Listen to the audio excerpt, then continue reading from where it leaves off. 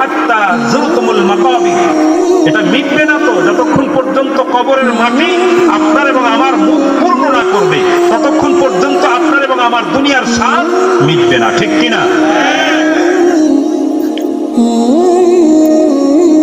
পাঁচ ওয়াক্ত নামাজ পড়া দরকার, কথা কয় না?